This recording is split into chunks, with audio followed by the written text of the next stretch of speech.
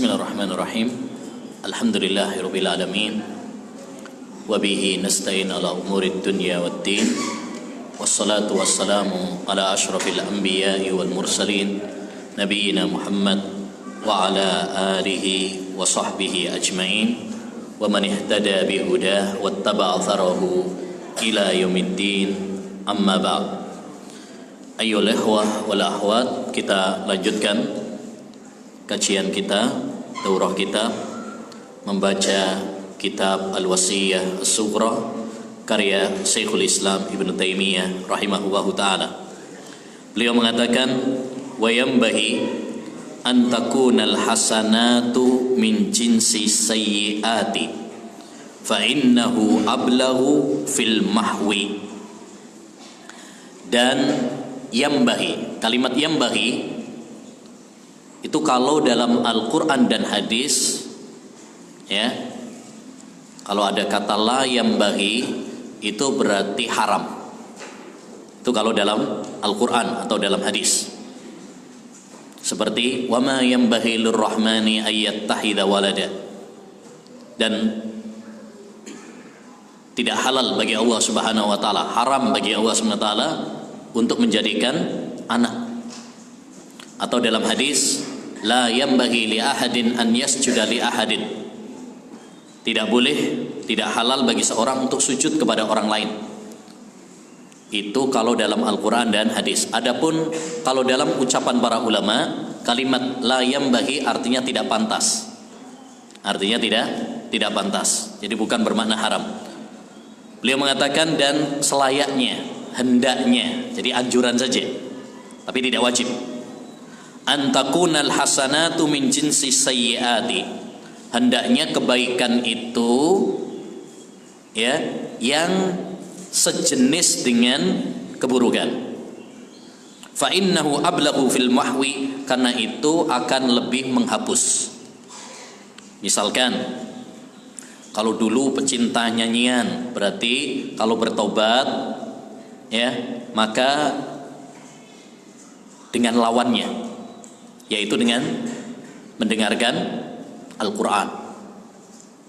Kalau dulu misalkan suka menghibah saudaranya, maka selanjutnya kalau kita bertaubat, hendaknya kita balik, yaitu dengan memujinya, mendoakan kebaikan untuknya.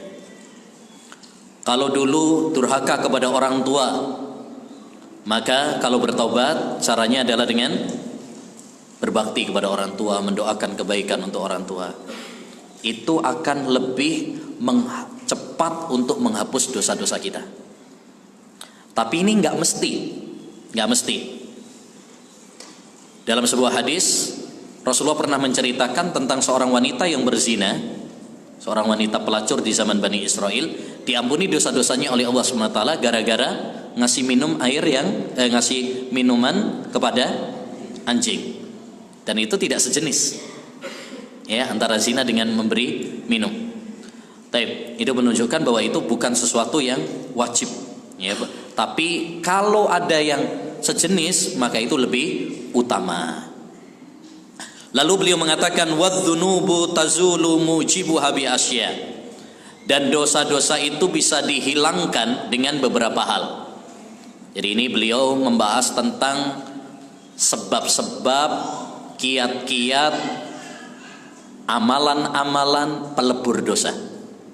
Jadi ada beberapa amalan, beberapa cara untuk melebur dosa, menghapus dosa. Dan ini pembahasan yang sangat penting, karena kita semuanya banyak dosanya. Kalau kita ingin dihapuskan dosa-dosa kita, maka perhatikan bagaimana cara untuk menghapus dosa. Amalan-amalan apa saja yang bisa melebur dosa-dosa kita. Ahaduhuma, yang pertama adalah at-taubatu, taubat.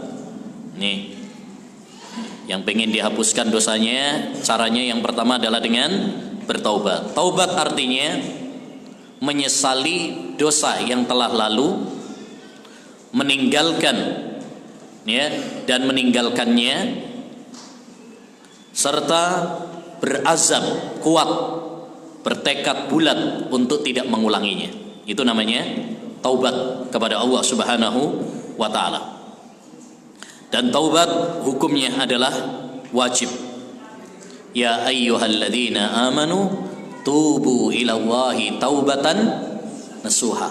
Wahai orang-orang yang beriman. Dan ayat kalau dimulai dengan wahai orang-orang yang beriman, maka itu adalah ayat yang penting dan merupakan konsekuensi keimanan.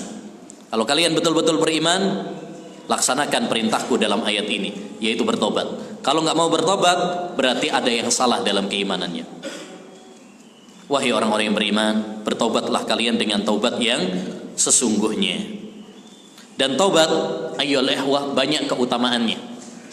Di antara keutamaan taubat yang pertama, ya, taubat adalah faktor kebahagiaan di dunia dan di akhirat. Sebagaimana Allah berfirman dalam surat An-Nur ayat 31. Wa tubu ilallahi jami'an ayyuhal mu'minun la'allakum tuflihun. Bertobatlah kalian kepada Allah, wahai orang-orang yang beriman semuanya, agar kalian bahagia di dunia dan bahagia juga di akhirat.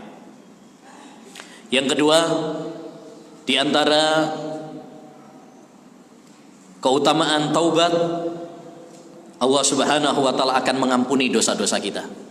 Sebagaimana tadi dalam surat At-Tahrim ayat 8. Ya ayyuhalladzina amanu tubu ilallahi taubatan nasuha. Wahai orang-orang yang beriman, bertobatlah kalian dengan taubat yang sesungguhnya.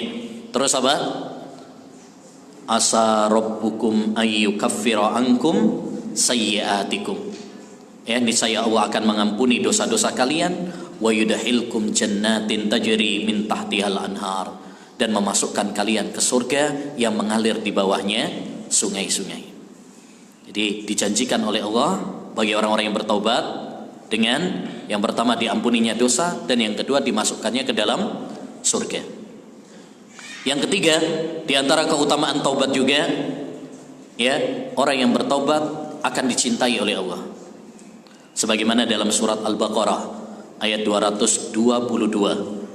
Kata Allah Subhanahu wa taala, "Innallaha yuhibbut tawwabin wa yuhibbul mutatahhirin." Sesungguhnya Allah mencintai orang-orang yang bertaubat dan mencintai orang-orang yang suci. Taubat itu juga mensucikan. Mensucikan apa? Hati dari kotoran-kotoran dosa. Jadi di sini ada dua kesucian, ada dua kebersihan. Makanya kebersihan itu ada dua macam. Kebersihan batin dan kebersihan zahir. Islam itu adalah agama yang bersih. Bersih batin kita, hati kita dari noda, kotoran, ya, maksiat, syirik, bid'ah. Dan yang kedua adalah kebersihan zahir. Kebersihan pakaian, kebersihan badan, kebersihan lingkungan. Ya. Jadi Islam itu agama yang bersih. Nabi kita bersih. Ya, enggak kayak omongan siapa kemarin itu? Mbah, ya, yang ngomong Nabi itu apa? Rembes katanya, enggak keurus, naudzubillah. Ini ucapan pelecehan dan penghinaan kepada Nabi sallallahu alaihi wasallam. Ya. Dan orang yang menghina Nabi maka akan dibinasakan oleh Allah Subhanahu wa taala. Inna syani'aka huwal abtar. Sesungguhnya orang yang mencelamu dia pasti akan binasa. Enggak usah kasihan sama Nabi, kasihani dirimu yang mencela Nabi. Ya natihal jabalil alil yaklimahu asfik ala ra'si la tusfik alal jabali. Wahai orang yang ingin menabrak gunung yang tinggi, sayangi kepalamu, jangan sayang sama gunungnya. Ya, kamu yang akan hancur, kamu yang akan binasa. Adapun Nabi, Allah akan angkat derajatnya. Karena siapapun yang menghina Nabi, dia akan berhadapan dengan Allah Subhanahu wa taala. Man 'adali waliyan faqad adzantuhu bil harb. Siapa yang memusuhi kekasihku, dan Nabi Muhammad adalah kekasih Allah, wali Allah. Ya. Siapa yang memusuhi waliku, saya akan menyatakan perang kepadanya. Dan kalau sudah perang berhadapan dengan Allah, melawan Allah, siapa yang bisa menang? Siapa yang bisa menang kalau perang melawan Allah Subhanahu wa taala? Maka hati-hati, ya, dari menista, melecehkan, menghina, merendahkan Nabi Muhammad sallallahu alaihi wasallam. Dan ini memberikan faedah juga, kasus seperti ini ayyuhal ikhwah, hendaknya kita selektif dalam mencari guru. Tidak semua yang viral di YouTube, pinter ngomong, pinter ngelawak, terus pantas dijadikan sebagai ustaz. Hati-hati. Ya, inna hadzal ilma din, fanduru amman ta'khuduna dinakum. Sesungguhnya ilmu ini adalah agama. Lihatlah dari siapa kalian belajar ilmu agama ini. Dan taubat itu ada beberapa syaratnya yang disebutkan oleh para ulama. Yang pertama adalah taubat itu harus lillahi ta'ala, ikhlas karena Allah subhanahu wa ta'ala, bukan karena dunia, bukan karena jabatan, bukan karena wanita, bukan karena tren, ya, bukan karena tren tapi lillahi ta'ala. Karena orang yang taubat lillahi ta'ala, maka dia akan kuat. Sebagaimana tadi kata Imam Malik, maka lillahi baq. Segala sesuatu itu kalau niatnya karena Allah, maka dia akan langgeng, awet, kuat. Tapi kalau hijrahnya bukan karena Allah, taubatnya bukan karena Allah, nah ini dibully dikit udah langsung balik lagi. Ya. Yang kedua adalah an-nadm, menyesali apa yang telah dia lakukan. Jangan malah bangga, saya dulu begini, saya dulu begitu. Maksiat jangan dibanggakan. Rasulullah SAW pernah mengatakan, kullu ummati mu'afa illal mujahirun. Setiap umatku itu ya akan diampuni kecuali orang-orang yang mujahirun, yang menampakkan kemaksiatannya, bangga dengan maksiat dosanya. Ya, justru kita harus menangisi, sedih. Yang ketiga, ya, kita berazam. Ya, berazam itu bertekad kuat untuk tidak mengulanginya. Perhatikan, bukan berarti tidak melakukannya lagi. Karena orang kadang taubat, udah hijrah, tapi balik lagi. Ya, bukan sebuah syarat taubat itu nggak boleh balik lagi, nggak boleh dosa lagi, bukan. Tapi ada tekad yang kuat dari seseorang hamba, ya, untuk tidak mengulangi perbuatan dosa tersebut. Tapi kalau misalkan tetap kalah dengan hawa nafsunya, hendaknya dia bertobat lagi. Jangan pernah bosan, jangan pernah putus asa, jangan pernah frustasi. Ya ibadi kul ya ibadi alladzina asrafu ala anfusihim la taqnatu mir rahmatillah innallaha yaghfirudz dzunuba jami'a.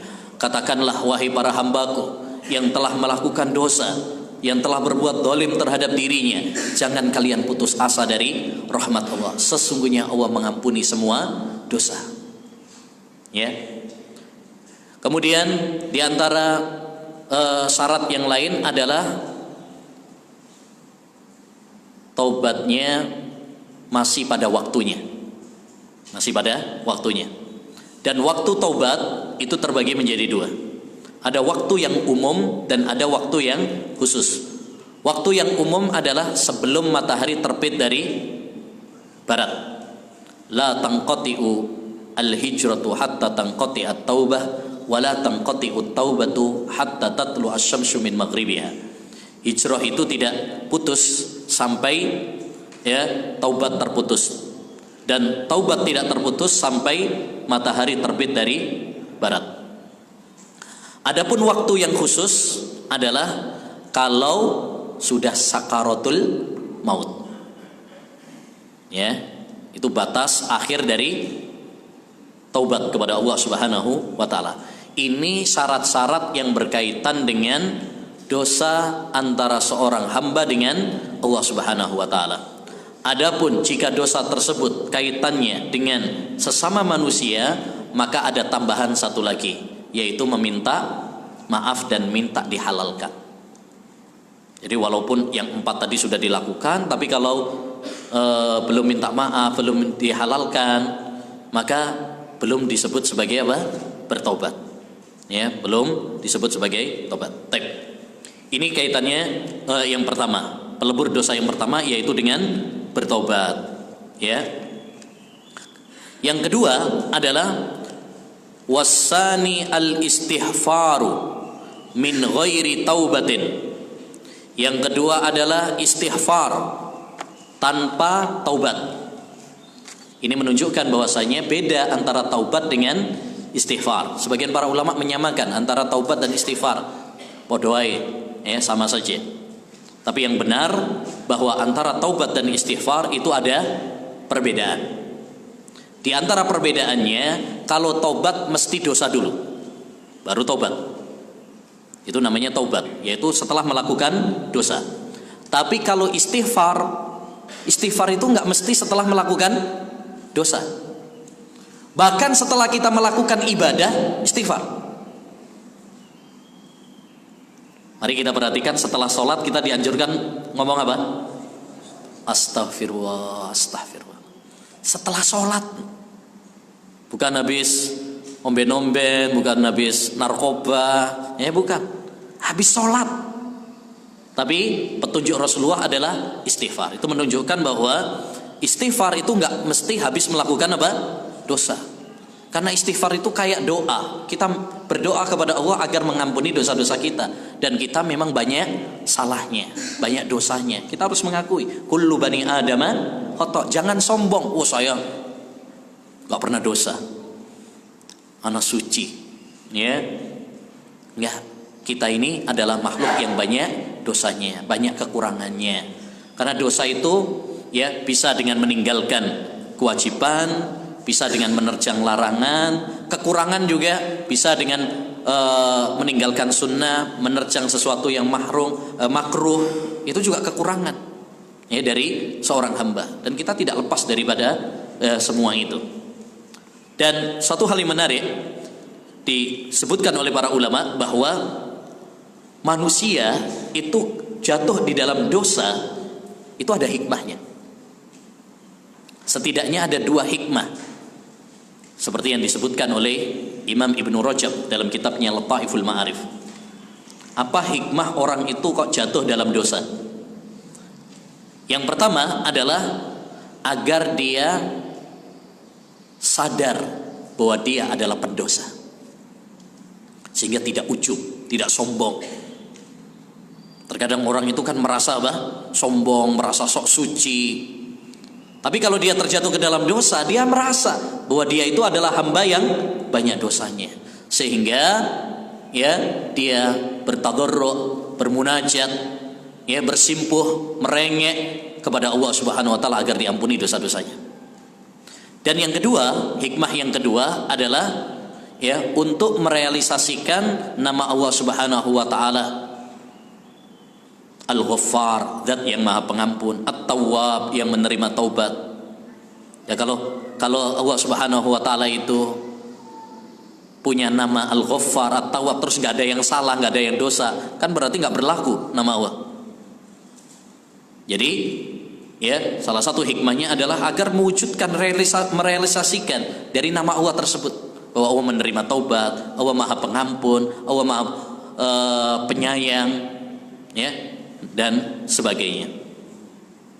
Dan istighfar ayyuhal ikhwah, memohon ampun kepada Allah, banyak keutamanya. Di antara keutamaannya adalah apa yang Allah sebutkan dalam surat Nuh. Dalam surat Nuh, ketika Allah Subhanahu wa taala mengatakan faqultu astaghfiru rabbakum innahu kana ghaffara. Saya katakan, kata Nabi Nuh, minta ampunlah kalian kepada Allah. Ini tadi mengingatkan kepada kita bahwa salah satu inti ajaran para rasul, salah satunya adalah apa? Istighfar. Meminta kepada, memohon, mengajak umatnya untuk memohon ampun kepada Allah Subhanahu wa taala. Innahu kana ghaffara, sesungguhnya Allah itu maha pengampun. Lalu Allah sebutkan keistimewaan kalau kita itu istighfar. Apa? Yursilis sama alaikum midrara. Allah akan berikan hujan yang deras kepada kalian. Maka kalau Surabaya panas pol, belum dikasih hujan-hujan, ya belum dikasih hujan, ya banyak apa? Istighfar supaya dikasih hujan. Wa yumditkum bi amwali wa banina wa yaj'al lakum jannati wa yaj'al lakum anhara. Dan niscaya Allah SWT akan memberikan kepada kalian harta. Nah ini yang seret rizkinya, yang sulit cari pekerjaan, banyak istighfar kepada Allah.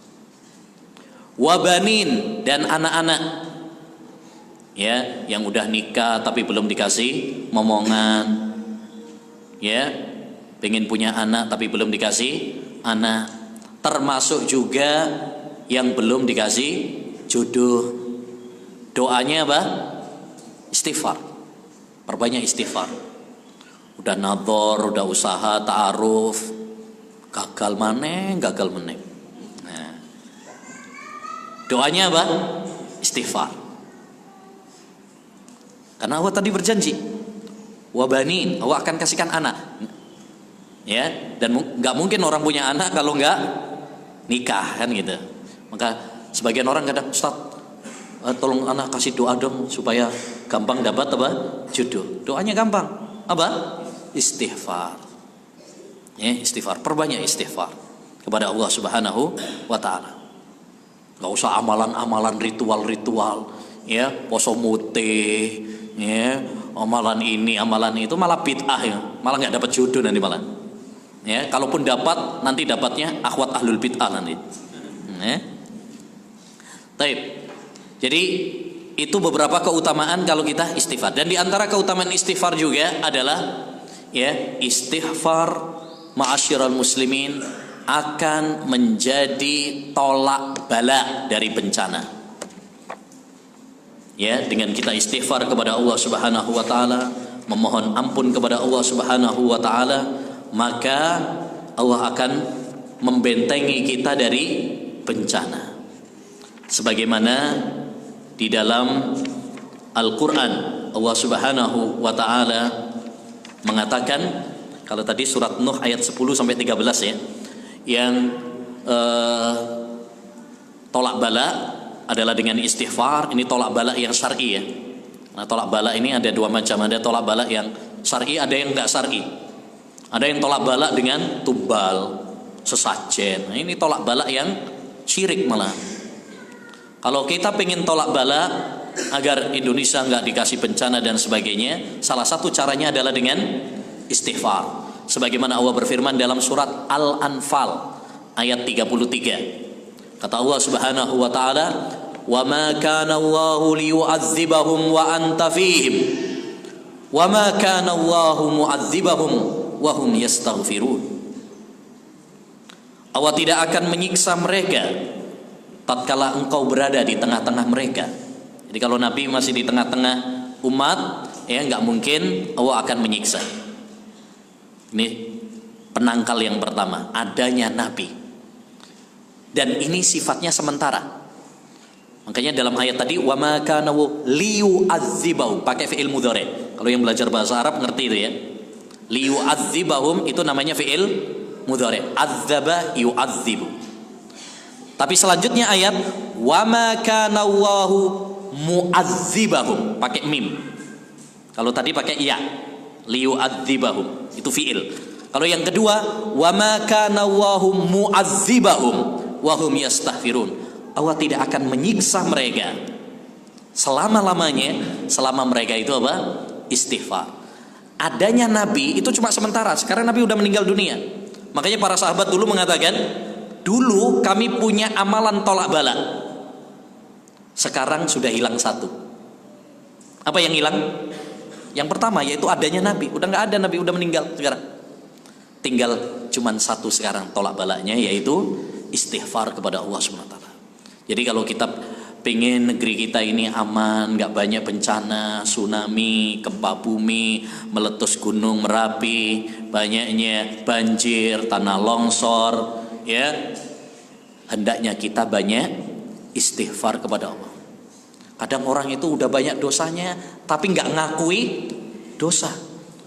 Dosaku apa tuh? Perasaan nggak ono dosane. Malah nambahi dosa. Udah dikasih tsunami malah nambah dosanya. Iki kurang sajen, kurang tumbale. Ya, akhirnya dikasih tsunami lagi sama Allah. Gak sadar-sadar. Bencana itu salah satu hikmahnya adalah menyadarkan kita dari kelalaian. Kalau dengan bencana kemudian kita nggak sadar, nggak tahu dengan cara apa lagi Allah menyadarkan kita. Ya, baik. Fa idza ijtama'at taubatu wal istighfar fahuwal kamal. Kalau berkumpul taubat dan istighfar maka ini paling sempurna. Seperti dalam hadis ya, ya ayyuhan nas tubu ilallah fa inni astaghfirullah wa atubu ilaihi fil yaumi mi'ata marrah. Wahai sekalian manusia, bertobatlah kalian dan mintalah ampun kepada Allah, karena saya bertobat dan minta ampun kepada Allah sehari itu 100 kali. Masya Allah, Nabi itu bayangin ya, orang yang paling mulia, paling takut kepada Allah, paling sedikit dosanya, tapi beliau bertobat dan istighfar kepada Allah sehari 100 kali. Kita berapa kali ya? Ya, setiap hari loh. Subhanallah. Ya, di situ digabung oleh Nabi antara taubat dan istighfar. Ini yang paling sempurna. Taubat dan istighfar. Taib. As-salisu yang ketiga, pelebur dosa yang ketiga, al-a'malus shalihatul mukaffirah. Amal-amal soleh yang mukaffirah, yang melebur dosa. Immal kafaratul muqaddarah, bisa jadi kafarah pelebur dosa yang telah ditentukan. Kama yukaffiru al-mujami'u fi Ramadan, seperti orang yang jima di siang bulan Ramadan kemudian bayar kafarah. Kita tahu bahwasanya jima di siang bulan Ramadan itu dosa, bahkan pembatal puasa yang paling utama. Dulu pernah kita kaji dalam buku Maqasidus Shaum, ya, bahwa pembatal paling berat itu adalah jima. 1, dosa. 2, batal puasanya. 3, harus mengqadha, ya, mengqadha. Kemudian yang 4 yaitu bayar kafarah, ya, harus membayar kafarah. Dan yang 5, dia harus menyetop, nggak makan nggak minum juga, walaupun dia sudah batal, tapi nggak boleh makan nggak boleh minum. Jangan terlanjur, ya, udah batal puasanya sekalian, nggak boleh, karena dia nggak diizinkan. Berbeda dengan orang yang sakit misalkan, itu batalnya karena diizinkan, ya. Taib. Jadi orang yang jima di siang bulan Ramadan itu melakukan dosa dan batal puasanya, dia diwajibkan untuk membayar kafarah untuk melebur dosanya tadi. Ya, apa saja itu kafarahnya? Memerdekakan budak. Kalau nggak mampu maka puasa, ya, 2 bulan berturut-turut, tambah 2 bulan. Siji harus batal. Nah. Yang 3, memberi makan kepada 60 orang miskin. Kan gitu ya, pernah ada seorang sahabat Salamah bin Sahr datang kepada Rasulullah SAW, "Wahai Rasulullah, binasa saya." "Apa yang membuat kamu binasa?" "Saya, ya, menggauli istri saya di siang bulan Ramadan." Kemudian kata Nabi, "Apa kamu punya harta untuk memerdekakan budak?" "Nabi, saya kere orangnya, saya miskin, nggak mampu untuk memerdekakan budak." "Apakah kamu mampu untuk puasa 2 bulan berturut-turut?" "Ya, nggak mampu juga. Ini Ramadan aja batal." Ya. "Kemudian apakah kamu mampu memberi makan kepada 60 orang miskin?" "Wahai Nabi, di kota Madinah ini, ya, saya adalah orang yang paling miskin." Kemudian Nabi dapat hadiah, ya. Ya, ada yang ngasih hadiah kurma, diberikan kepada orang tersebut. Ini berikan, ya, kepada orang-orang miskin. "Wahai Rasul, saya yang paling miskin." "Ya udah, itu buat keluargamu." Masya Allah. Dia pulang dalam keadaan sedih, galau, ya, datang dalam keadaan galau, sedih, tapi pulang dalam keadaan senang. Malah dapat tuh. Taib. Kemudian wal mudhahir. Demikian juga orang yang zihar. Zihar itu yaitu seorang suami yang mengatakan kepada istrinya, anti alayya ka dhahri ummi. Kamu bagi saya, wahai istriku, bagaikan punggung ibuku. Jadi menyamakan istrinya seperti ibunya yang haram untuk dinikahi, yang haram untuk digauli. Dan itu termasuk dosa. Ya, kalau dulu di masa jahiliyah itu termasuk tolak. Tapi di dalam agama Islam, ya, dosa tapi bukan tolak. Dia dengan membayar kafarah yang disebutkan oleh Allah dalam surat Al-Mujadilah. Walladzina yudhahiruna min nisaihim summa yauduna lima qalu fatahriru raqabatin min qabli ayyatamasa. Dan orang-orang yang mendihar istri mereka kemudian pengen balikan lagi, maka sebelum mereka berhubungan badan, mereka harus memerdekakan apa? Budak. Selanjutnya faman lam yajid fasiyamu syahraini mutadabi'ain. Kalau enggak mampu maka puasa 2 bulan berturut-turut. Kalau enggak mampu juga fa'it'amu sittina miskina, memberi makan kepada 60 orang miskin. Ini namanya kafarah, pelebur dosa. Pelebur dosa dari apa tadi? Zihar. Yaitu mengharamkan istrinya. Istrinya halal kok dia haramkan. Itu berarti mengharamkan sesuatu yang dihalalkan oleh Allah Subhanahu wa taala.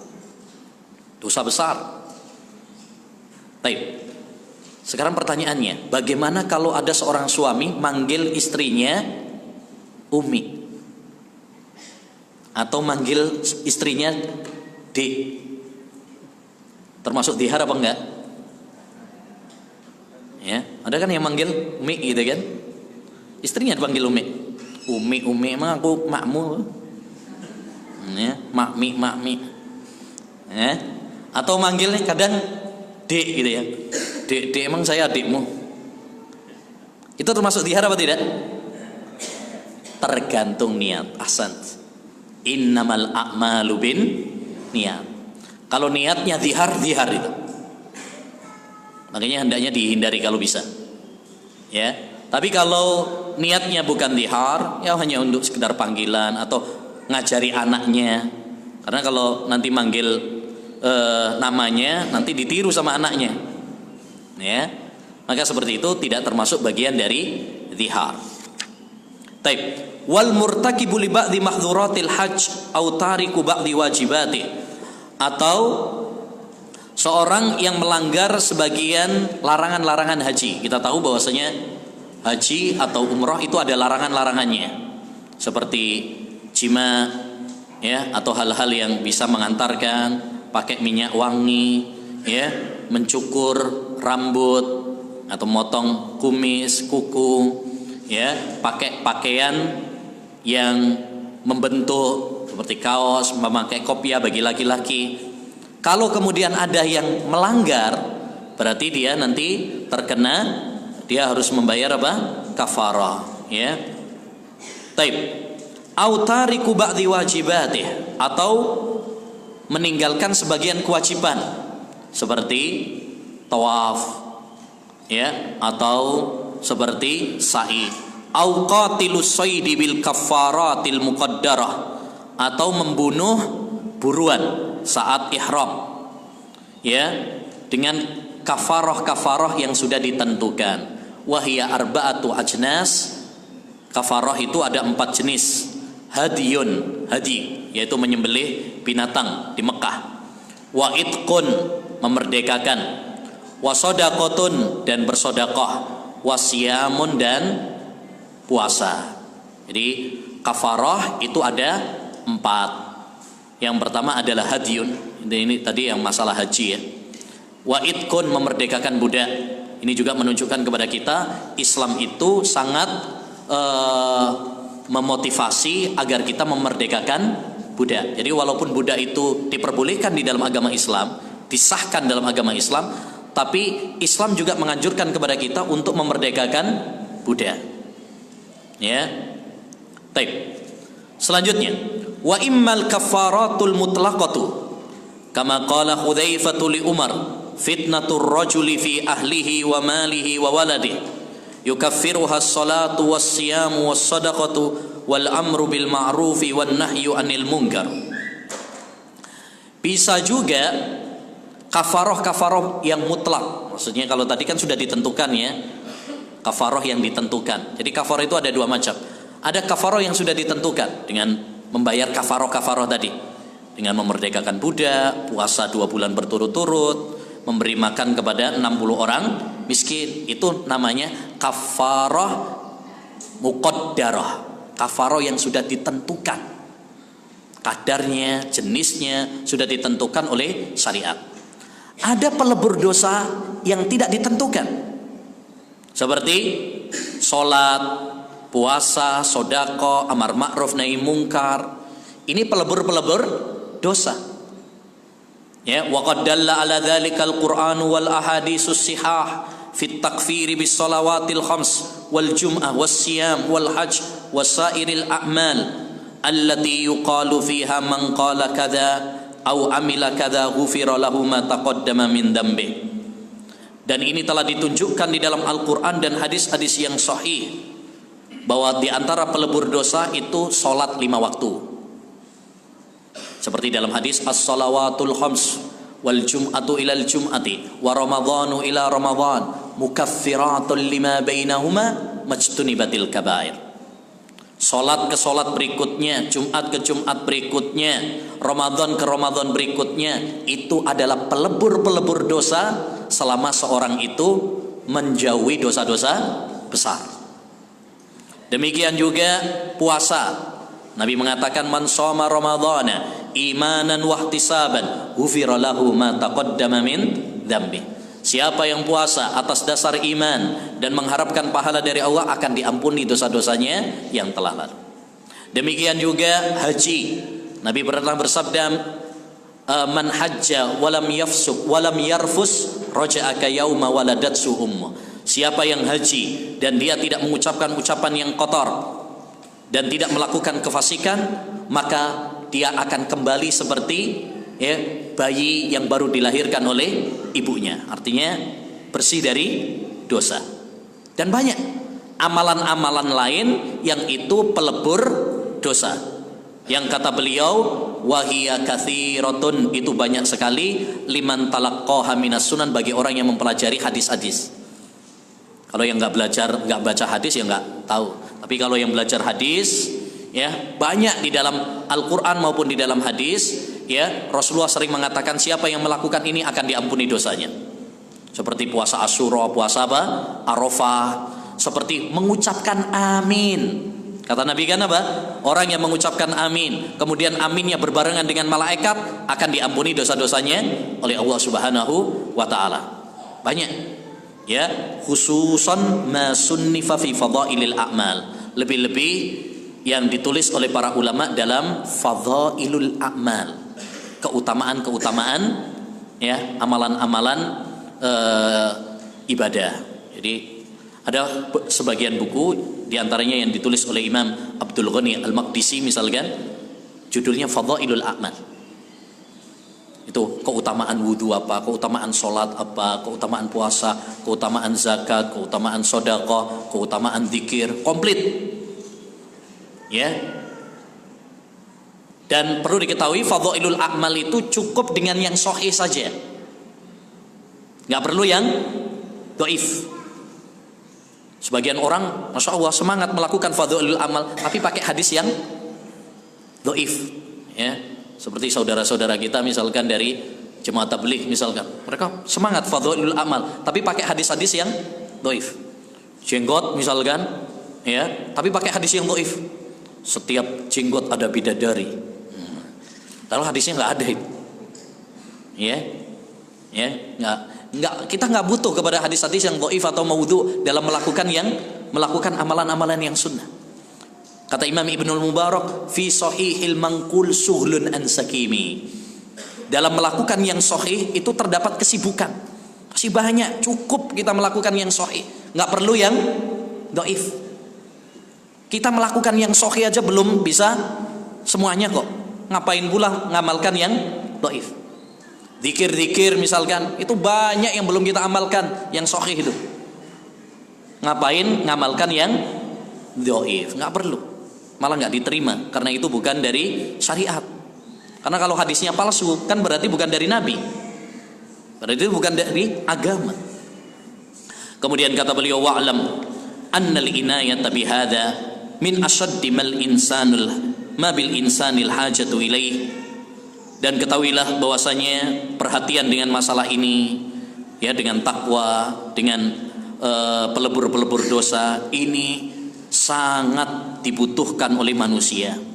Fa innal insana min khini yabluh, karena manusia itu sejak dia baligh, mukallaf, ya, khususan fi hadhil azminah wa nahwiha min azminatil fatarat allati tusbihul jahiliyah min ba'dil wujuh.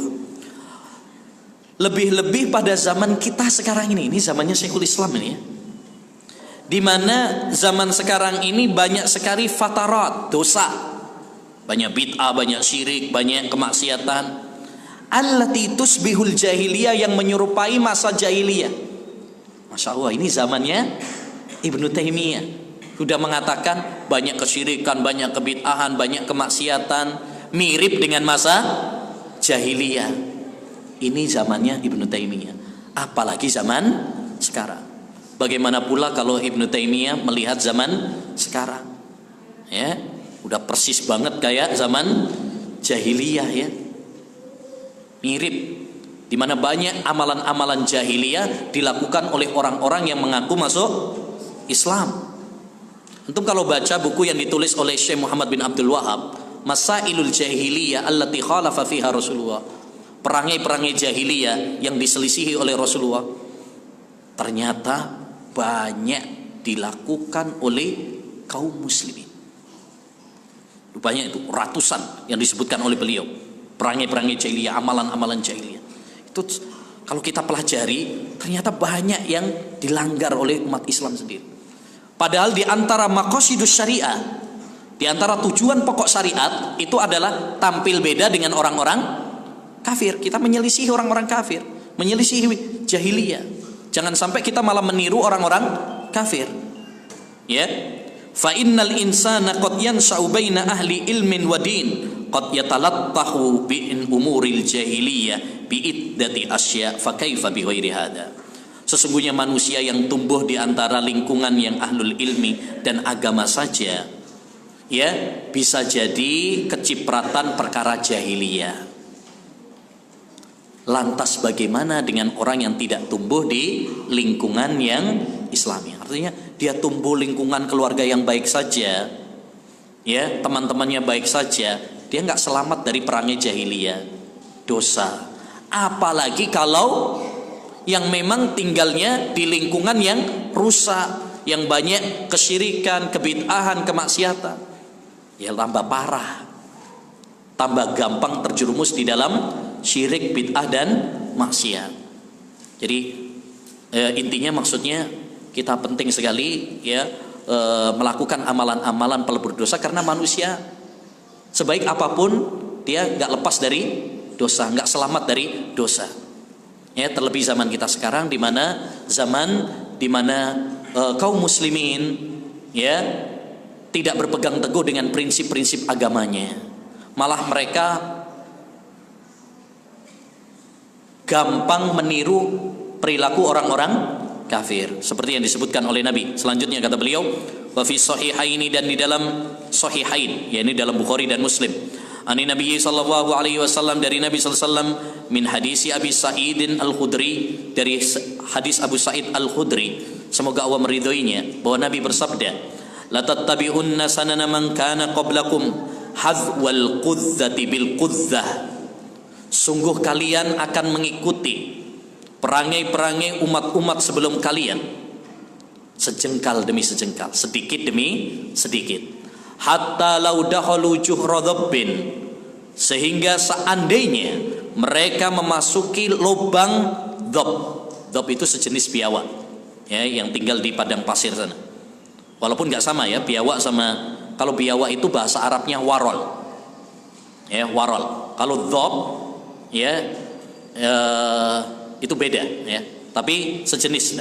La dakhaltumuhu, kalian pun akan memasukinya. Artinya sekecil apapun itu gaya hidup orang kafir, kalian pun akan menirunya. Ini fakta terjadi pada zaman kita sekarang, Bang ya. Banyak umat Islam niru gayanya orang-orang kafir sampai dalam masalah-masalah pakaian, ya, gaya rambut, ya, ini lagi trennya rambut begini, oh ikut.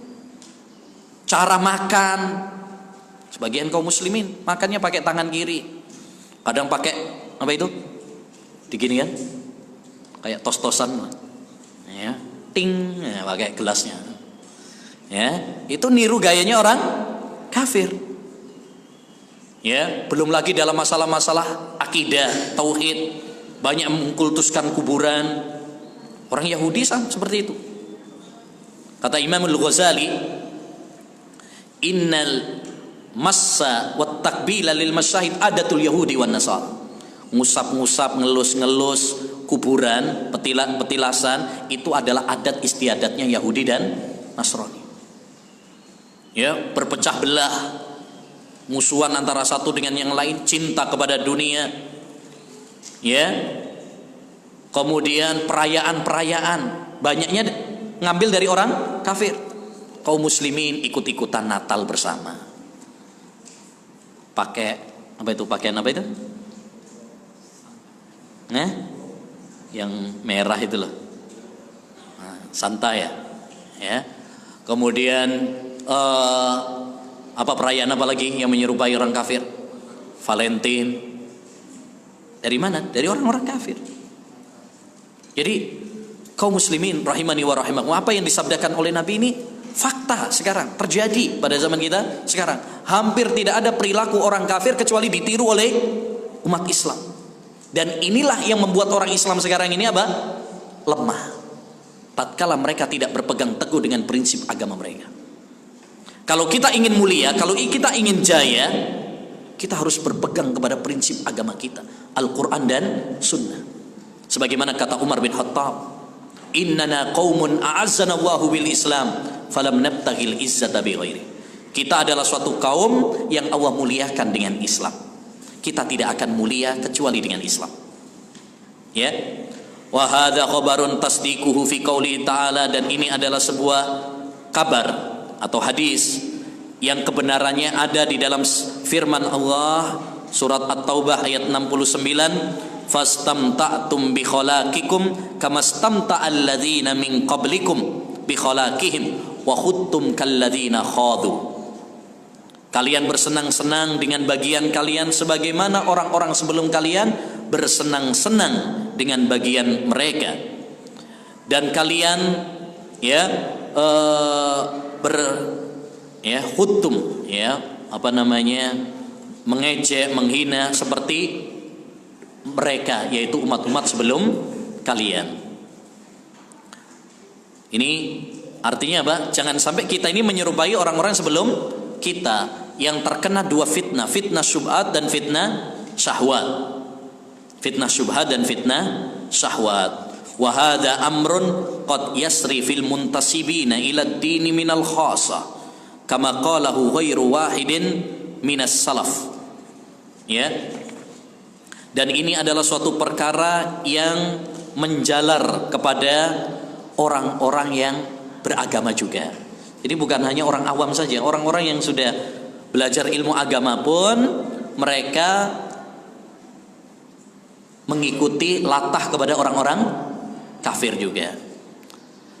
Sebagaimana dikatakan oleh para salaf, diantaranya adalah Ibnu Uyainah, yaitu Sufyan bin Uyainah. Fa inna katsiran min ahwalil yahud qad ibtuliya bihi ba'dul muntasibina ilal ilm wa katsiran min ahwalin nasara qad ibtuliya biha ba'dul muntasibina ilad din.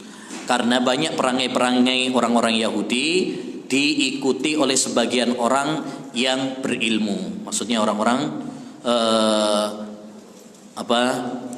orang-orang yang katanya pinter tuh malah mengikuti orang-orang Yahudi.